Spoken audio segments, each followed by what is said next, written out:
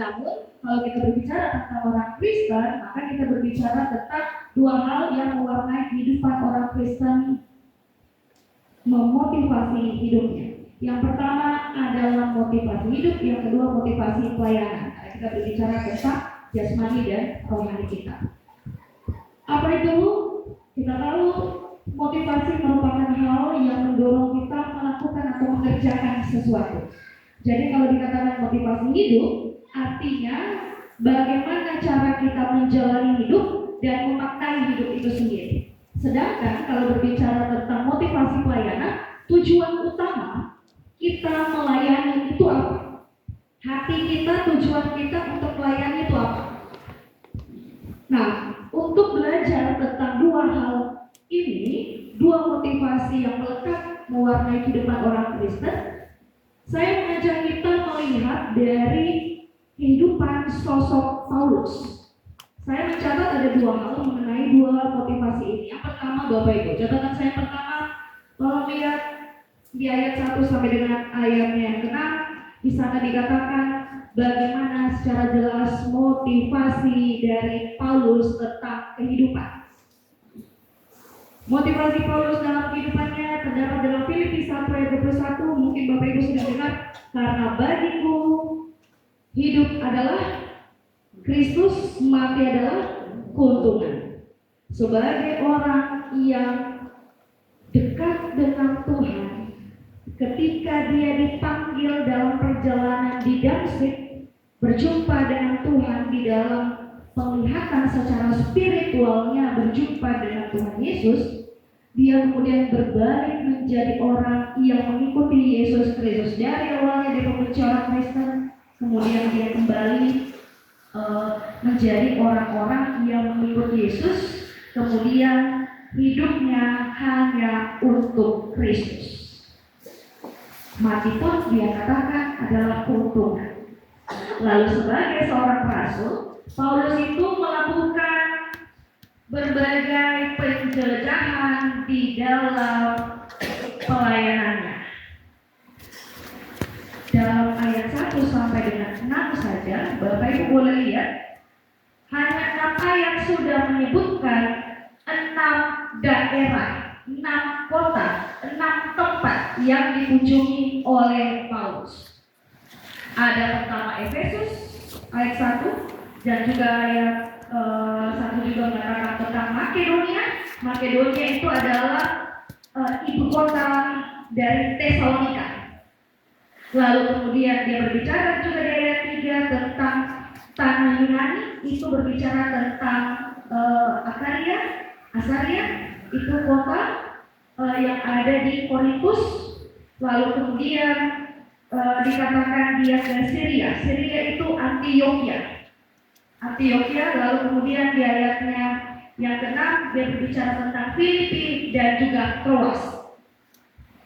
Baru 6 ayat saja sudah membicarakan banyak pelayanan dari Paulus, bagaimana hidupnya betul-betul dia serahkan untuk Kristus. Dalam hal apa? Mengabarkan Injil. Dalam hal menyerahkan hidupnya untuk semua orang yang mendengarkan diselamatkan. Ya, saya mau kita tahu dari kota-kota secara singkat, Bapak Ibu, dari kota-kota yang dikunjungi oleh Paulus dalam pembacaan kita saat ini, yang penting-penting saja yang saya mau sampaikan dalam kehidupan kita. Pertama, Efesus dikatakan di ayat 1 setelah reda keributan itu. Keributan apa yang terjadi di Efesus pada saat itu yang diselesaikan oleh Paulus? Terjadi pertentangan antara baptisan Yohanes dan baptisan Yesus.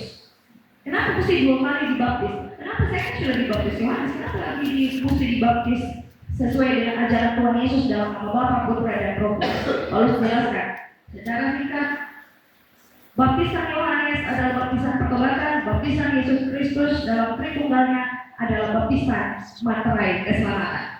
Lalu Makedonia dan tanah Yunani itu adalah merupakan rencana Paulus untuk datang ke tempat itu, mengumpulkan dana. Untuk apa dana itu dikumpulkan?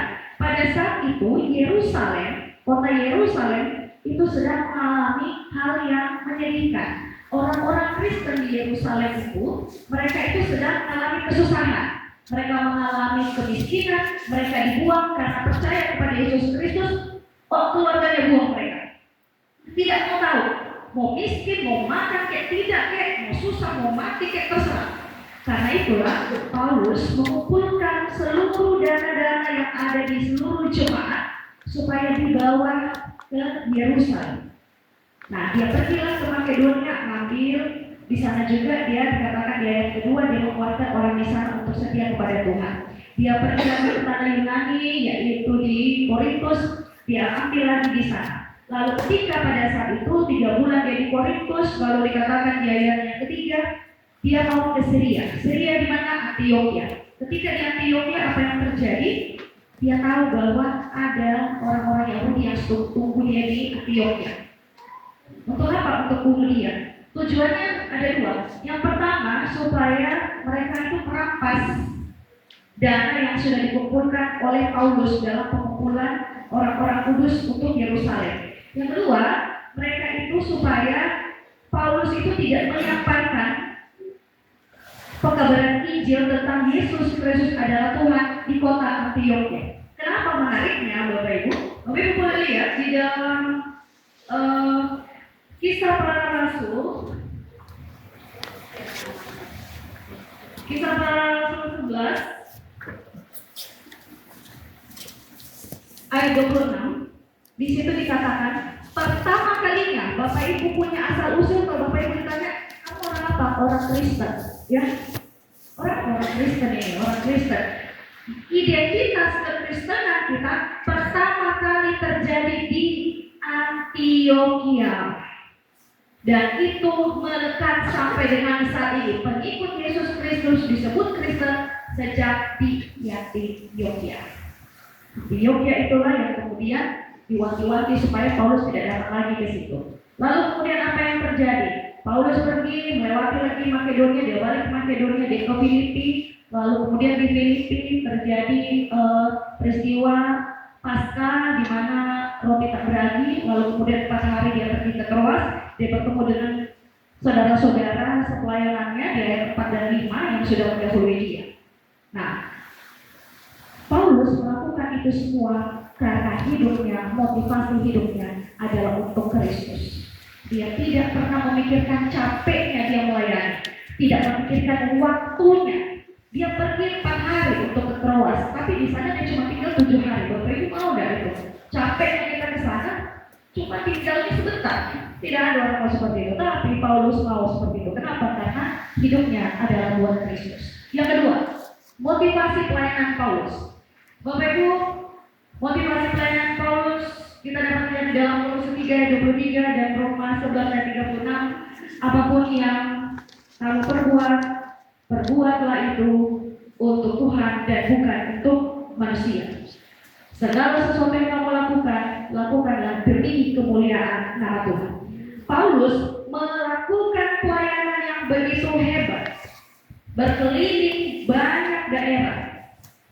Itu semuanya adalah karena dia betul-betul memakai hidupku ini hanya untuk memuliakan nama Tuhan, bukan memuliakan diri sendiri, bukan untuk memegahkan diri sendiri, tetapi untuk kemuliaan nama Tuhan.